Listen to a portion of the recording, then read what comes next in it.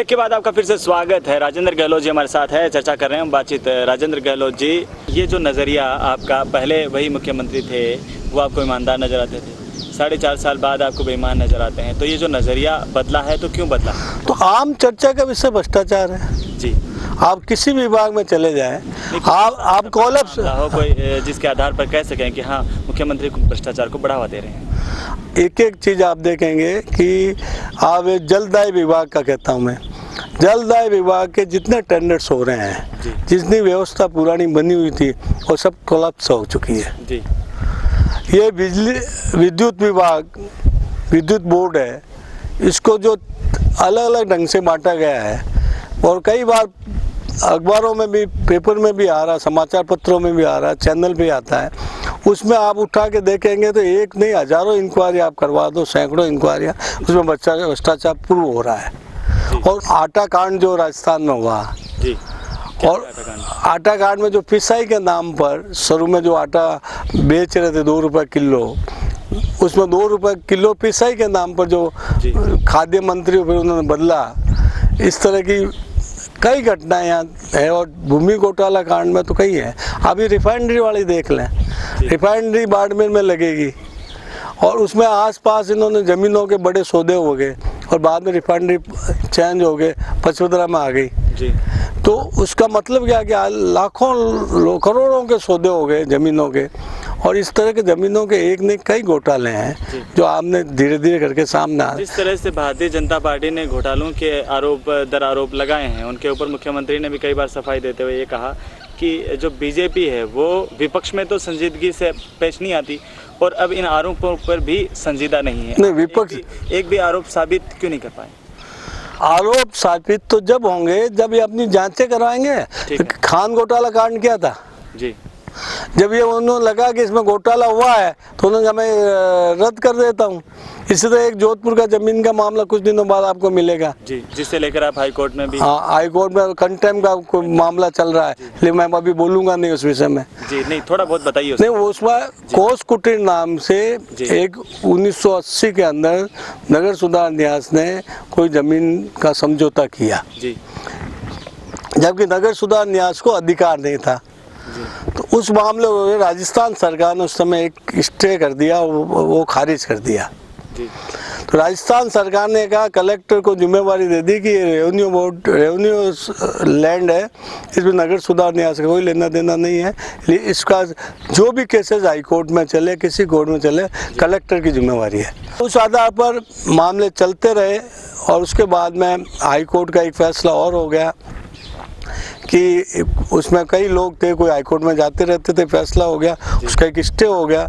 Stay में high court ने ये कहा कि एनी डॉक्यूमेंट नॉट रजिस्टर्ड, जब तक हाई कोर्ट में सारे डॉक्यूमेंट पेश नहीं किए जाते कोई रजिस्ट्रेशन नहीं होगा। उस बीच में क्योंकि पार्टी कई थी, उसमें एक पार्टी और हाई कोर्ट में चली गई, तो उसमें जो कलेक्टर की जिम्मेवारी होती है कि वो हाई कोर्ट को अवगत करवाए कि हमें ये केस ये है इस तरह का, और इसलिए इस केस को पहले स्टे हटाया जाए, उसके बाद में सुना जाए। ऐसा कलेक्टर ने वो भूमिका अदा नहीं की।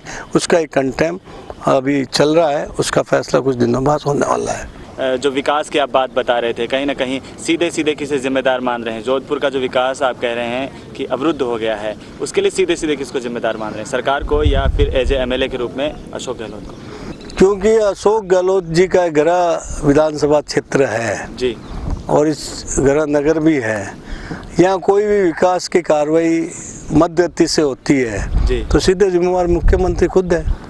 ठीक है, क्या वजह है, क्या वजह है इसकी? आप ये देखेंगे कि मुख्यमंत्री जयपुर में बड़े बड़ी घोषणाओं में मस्त हैं, उन घोषणाओं का पालन होता है या नहीं होता है। जैसे हमारे जोधपुर में संगम क्रीड़ा स्थल है गौशाला के अंदर, उन्होंने 3 करोड़ रुपए की सिंथेटिक ट्रैक बनाने की घोषणा पिछले बजट में की थी जी। आज तक उस घोषणा के बाद उस विभाग को पैसा नहीं मिला। इसी तरह हमने पिछले समय में एयरपोर्ट से, आपने देखा होगा, एयरपोर्ट से लेकर शास्त्री नगर तक, बॉम्बे मोटर चौराहे तक हमने गौरव पथ बनाया था। गौरव पथ आज वो जोधपुर की बेस्ट सड़क है। ठीक है। उसका रख रखाव भी रखते तो एयरपोर्ट से बाहर निकलते हैं तो लोगों को अच्छा लुक जोधपुर का लगे, ये लुक भी नज़र आता, वहाँ उसका मरम्मत भी करते और उसको और अच्छे ढंग से सजा के रखते। परंतु इसकी और वो महीने में हर महीने जोधपुर आते हैं तब उनको नज़र आता है जोधपुर का सर्किट हाउस की रोड, जोधपुर का गौरव पथ, उसको कभी भी उन्होंने ध्यान देकर ऐसा नहीं किया। जबकि पिछली मुख्यमंत्री वसुंधरा राजे थी तब कोई भी एक भी पोल टूटा हुआ मिल जाता चौराहे पे, लाइट बंद मिल जाती तो वो कहती थी हमें बुलाकर कि ये बंद क्यों है, इसकी मरम्मत क्यों नहीं हो रही है। इन्होंने कभी किसी को ये बात के लिए ध्यान नहीं दिया, ना जोधपुर के लिए बैठ के डीएलओ के साथ अधिकारियों के साथ बैठ के मीटिंग करके कि जोधपुर में ये चीज़ें होनी चाहिए, इसमें प्राथमिकता है, समयबद्ध कार्यक्रम होना चाहिए, इसमें ज़रूरी है। इन्होंने कभी ऐसा प्रयास नहीं किया।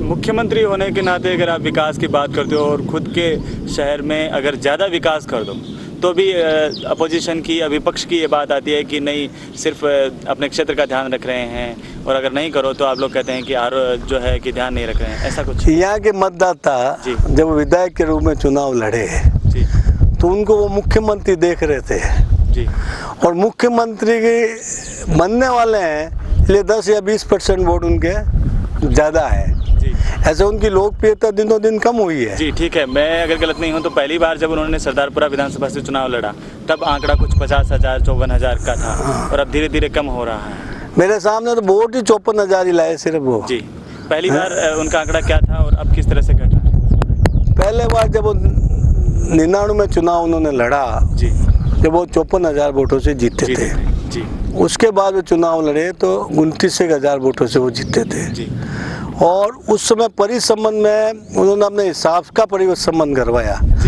उस समय सरदारपुरा, रातनाड़ा, शास्त्री नगर था जी। उस शास्त्री नगर वो सब अलग 8 वार्ड अलग हो गए जहाँ भारतीय जनता पार्टी का दबदबा था, वो शहर में आज चले गए और 3 वार्ड अल्पसंख्यकों और अनुसूचित जाति के 3 वार्ड इसके अंदर डाल दिए गए। और उसके बाद उन्होंने ये सोचा कि चुनाव में अपने बहुत अच्छे ढंग से यहाँ जीतूंगा, पर उनको चुनाव में बहुत कड़ा संघर्ष हुआ और संघ में सिर्फ 14,000 वोटों से वो जीत पाए। सीधा ये बात नजर आ रही है कि उनकी प्रतिष्ठा कहीं ना कहीं जो कम होती जा रही है या फिर भाजपा का दबदबा बढ़ रहा है? भाजपा का दबदबा भी बढ़ रहा है और कांग्रेस और उनकी छवि भी धुलमिल हो रही है जी। जो राजस्थान का अगर इतिहास सरकारों का देखा जाए तो सिर्फ मुख्यमंत्री भैरों सिंह जी को छोड़ दिया जाए तो सरकारें बदली हैं, एक बार वो इस तरह से जो बदली हैं, तो अभी इस बार क्या लग रहा है? इस बार परिवर्तन है, आम लोगों का मानस है। कांग्रेस के से जो आशा लोगों को थी जी, आशा के विपरीत काम हुआ, जो विकास नहीं हुआ। हर क्षेत्र में कांग्रेस और अशोक गहलोत विफल रहे हैं, तो अपनी सफलता के विज्ञापन कितने बड़े दें आम लोग जानते हैं। बदलाव का एहसास है और पिछली जो भाजपा की सरकार थी, आदरणीय वसुंधरा जी जिसके मुख्यमंत्री थी, उस समय के जो विकास काम हुए हैं वो आज लोगों को याद है। उस समय अगर विकास इतना ज़्यादा हुआ था तो फिर परिवर्तन क्यों हुआ? तो परिवर्तन में तो कई कारण हो सकते हैं उसमें जी। वो कारण कई कारणों में से संगठन की भी कमजोरी हो सकती है और भी कोई चीज़ें हो सकती है, उन सबको हम इस बार दुरुस्त करेंगे और दुरुस्त करके एकजुट हो गए मजबूती के साथ कांग्रेस की इस भ्रष्टाचारी सरकार को उखाड़ फेंकेंगे। पिछली बार चुनाव में आप मुख्यमंत्री जी के सामने थे जी। इस बार फिर से आपकी दावेदारी मजबूत है बीजेपी की तरफ से सरदारपुरा विधानसभा में। क्या लग रहा है कि पिछली बार की जो समस्याएं और मुद्दे थे उनमें कितना कुछ परिवर्तन आएगा? इस बार क्या समस्याएं और मुद्दे रहेंगे? सीधी जो बात की जाए, पिछली बार हमको जवाब जनता को देना पड़ रहा था जी, इस बार मुख्यमंत्री को जवाब देना पड़ेगा। इस बार जनता उनसे असंतुष्ट ज़्यादा है जी, और हमारे से जनता उम्मीद ज़्यादा करती है कि आएंगे तो इनसे ज़्यादा काम करेंगे जी। अब की बार जो आप जनता के बीच में जाएंगे तो क्या बात लेकर के जाएंगे? क्या सरकार की विफलताएं मुख्य मुद्दा रहेगा या जनता की समस्याएं? सरकार की विफलता और जनता की समस्या का समाधान जी। जोधपुर की जनता को ये अच्छी तरह से ध्यान रहे, सरदारपुरा और पूरा जोधपुर की तीनों विधानसभा हो। भारतीय जनता पार्टी विधायक के रूप में जब मुझे अवसर मिला है मैंने जोधपुर को कुछ दिया है। जोधपुर की जनता ने मुझे बहुत कुछ दिया है, परंतु मैंने काम करके दिया है। चाहे जोधपुर में हिमालय का पानी लाना हो, जोधपुर में नगर सुधार न्यास विकास न्यास के अध्यक्ष के नाते मुझे जोधपुर का विकास करना हो, जोधपुर के सभी समाजों को एकजुट करके जब भी उनके सहयोग के लिए खड़ा रहना हो, तो राजेंद्र गहलोत हर समय खड़ा रहा है सेवक के रूप में। उसके लिए हर आदमी ये महसूस करता है कि वो हम आधी रात को भी जाके उनसे मिल सकते हैं, उनसे इजी अप्रोच है, चाहे वो मंत्री रहे या कोई अपने साधारण व्यक्ति रहे, उसमें मिलने में कोई दिक्कत नहीं है। आप भी मंत्री रहे, तो आपके मंत्री काल में ऐसी कोई प्रमुख बात जो आपने जोधपुर की जनता के लिए की? जोधपुर में जो हिमालय का पानी लेके आए थे जोधपुर, और क्या क्या किया गया आपके द्वारा? हर क्षेत्र के अंदर जो विकास था आज जोधपुर में दिख रहा है, उसमें ये जो जोधपुर में BGS कॉलोनी है उसका नियमन करवाया, उनको सस्ते पट्टे दिलवाए, और कृषि भूमि पर जो बस्ती बसी हुई है उनका नियमन करके उनको पट्टे दिलाए, उन क्षेत्रों में विकास किया, पानी, बिजली, सड़क, सीवरेज। आज भी लोग उनको याद करते हैं इस बात के लिए। जोधपुर के लिए एक बड़ी समस्या कच्ची बस्तियों की भी है, बहुत ज़्यादा कच्ची बस्तियां। सूरसागर में जैसे 22 से 23 कच्ची बस्तियां हैं, सरदारपुरा में भी जिस तरह से आप बता रहे थे कुछ कच्ची बस्तियां हैं। तो क्या कच्ची बस्तियों के लिए जो कोई योजनाएं सरकार की ओर से बनाई गई है, या फिर जो स्लम फ्री बनाने की जिस तरह से उदयपुर में पहल की गई, वो जोधपुर में भी की गई है? और अगर की नहीं की गई है तो क्यों नहीं की गई है, उसके पीछे क्या कारण रहे? मुख्यमंत्री जी को ये अवसर था कि इन कच्ची बस्ती वालों को बहुत बड़ी राहत दे सकते थे। इन्होंने इस विषय में विचार नहीं किया। अगली बार हमारी सरकार आएगी, इन कच्ची बस्ती वालों को अच्छा जीवन स्तर इनका हो, अच्छा रहने को मकान मिले, ये व्यवस्था हम करेंगे। सरदारपुरा के लिए कोई मॉडल है आपके दिमाग में कि अगर आप जनता के बीच में जाते हैं और जनता आपको चुनती है, तो कोई ऐसा विकास का मॉडल जो सरदारपुरा की जनता को दिखाना चाहेंगे? सरदारपुरा की जनता को हमने विकास के मॉडल कई दिखा दिए हैं और करके दिखा दिए हैं। जैसे मंडोर क्षेत्र में अमृतलाल स्टेडियम आप जाके देखेंगे, और मगरा क्षेत्र के अंदर आप माधव उद्यान जाके देखेंगे जिनकी कल्पना कभी नहीं थी। आप मंडोर रोड के बीच में पहाड़ी थी और सड़क उससे लोग निकल जाते थे, और मुझे अफसोस है आज़ादी के 30 साल 40 साल से लोग निकलते थे, परंतु उस पहाड़ी को काट के रास्ता हमने चौड़ा कर दिया। वहाँ गौरव पथ का निर्माण करके महापुरुषों की मूर्ति हमने लगाई, आप देखेंगे कि दिल्ली का लुक आता है वहाँ से। तो इस तरह से हमने कई काम किए हैं, और आगे भी, क्योंकि क्षेत्र अलग अलग तरह से बसा, पुरानी बस्ती भी है, नई बस्ती भी है, और नई बस्ती बसने जा रही है वो भी है, इसलिए अलग अलग जगह पे अलग परिस्थितियाँ है, उस परिस्थिति के अनुसार, उनकी आवश्यकता के अनुसार उसका विकास करेंगे। जोधपुर ऐतिहासिक रहा है पूरी तरह से, और जिस जगह हम लोग बैठे हैं वो भी काफ़ी ऐतिहासिक है। जसवंतथड़ा के पास का जो तालाब है जिसके किनारे हम लोग बैठे हैं, तो अगर इतिहास की बात की जाए, तो हेरिटेज की अगर बात की जाए, तो हेरिटेज में कहीं ना कहीं जो रखरखाव है हेरिटेज का, सिटी का जिस तरह से रख रहा है, वो कहीं ना कहीं सरकार ध्यान नहीं दे पाई है, ऐसा कुछ? वो सरकार ने ध्यान नहीं दिया, वो डैमेज भी हुआ है उसको पुनः निर्माण की आवश्यकता है। उसके लिए हमने पिछली बार कोशिश भी की थी, और अभी कोशिश आगे आने पर हम करेंगे कि जोधपुर का है वो हेरिटेज के आधार पर होना चाहिए।